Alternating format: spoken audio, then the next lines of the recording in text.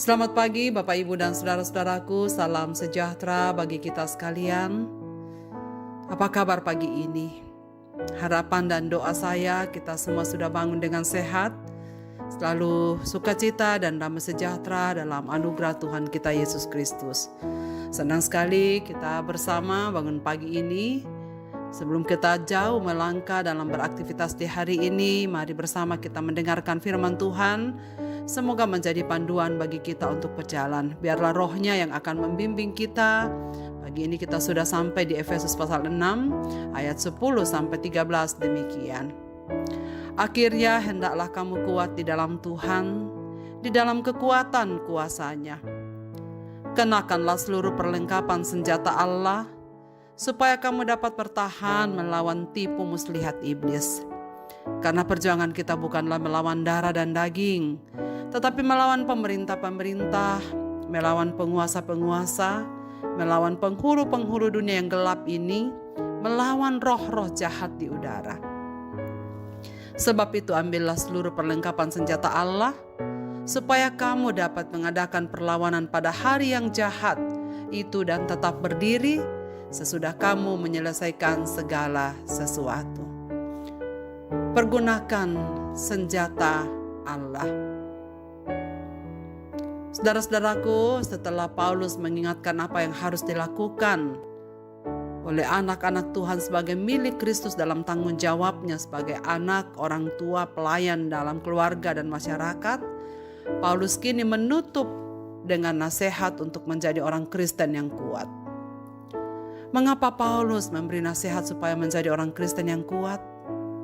Sebab Alkitab menjelaskan bahwa kehidupan Kristen itu tidak adem ayem aja, tetapi penuh peperangan dan gejolak.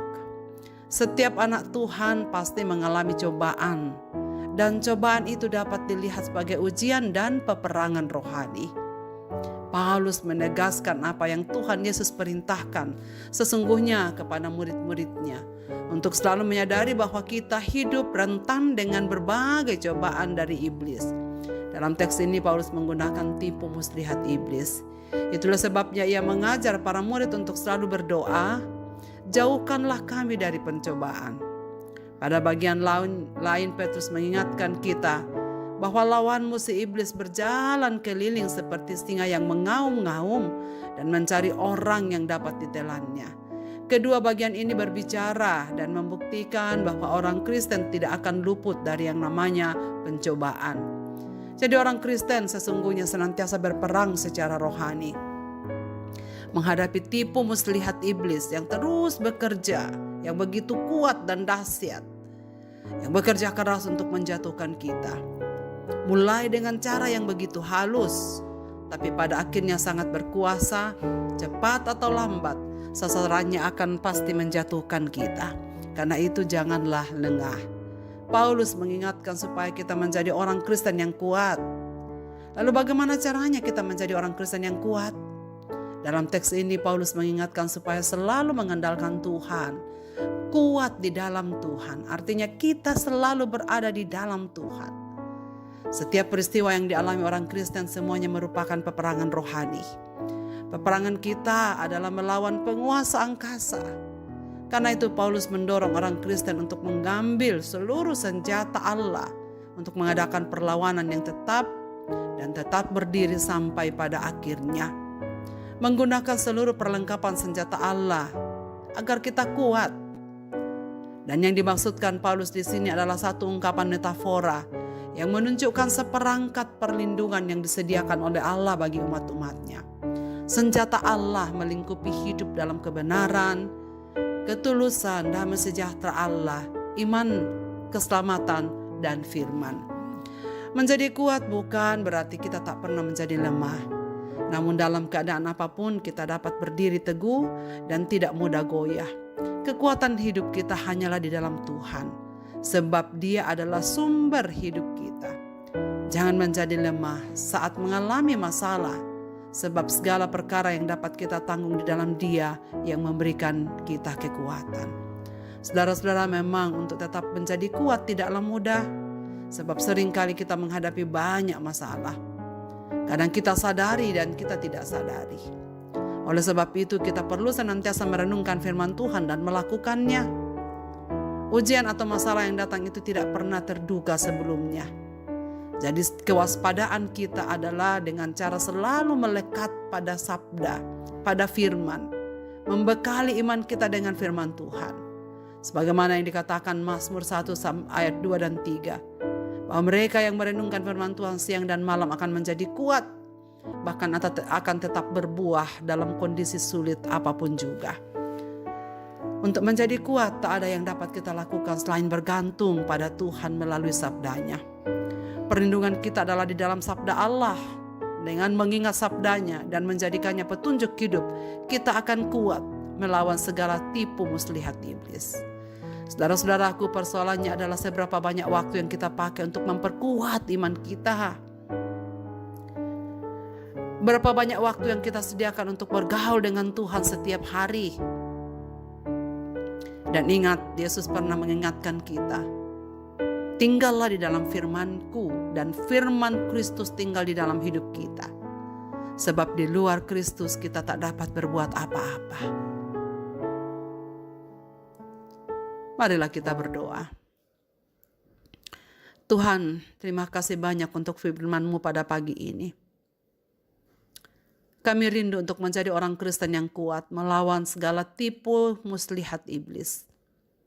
Terima kasih Tuhan mengingatkan kami bahwa sesungguhnya kami sedang ada di dalam peperangan rohani. Dan kami tidak boleh lengah, melainkan terus waspada. Sebab iblis tidak akan pernah berdiam diri untuk berusaha menjatuhkan iman kami. Dalam kesadaran inilah ya Tuhan kami berdoa kepadamu, kuatkanlah kami. Berilah kami kekuatan untuk menggunakan seluruh perlengkapan senjata Allah.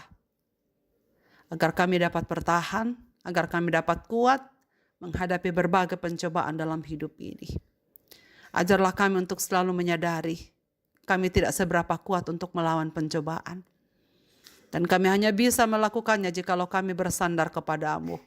Ajarlah kami untuk selalu berdoa. Jauhkanlah kami dari segala pencobaan.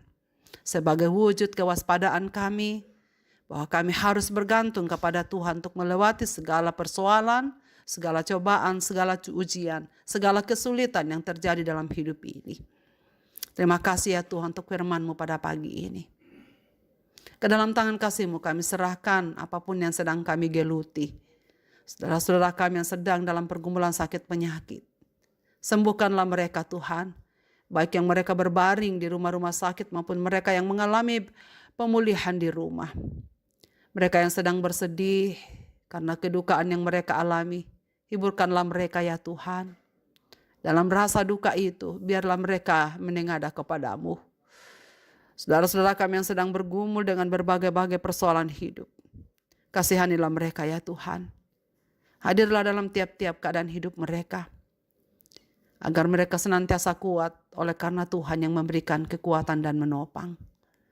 Kami doakan seluruh anggota keluarga kami yang beraktivitas di hari ini. Baik di luar rumah, di kampus, di sekolah, di dalam masyarakat, dan pelayanan-pelayanan kami yang lain. Kami gantungkan semuanya kepadamu. Kami hanya bisa bergerak, kami hanya bisa berbuat, kami hanya bisa melakukan segala sesuatu jikalau Engkau memberkati kami. Maka tolong dan berkatilah kami ya Tuhan. Kami pasrahkan hidup kami sepanjang hari ini dalam tangan-Mu.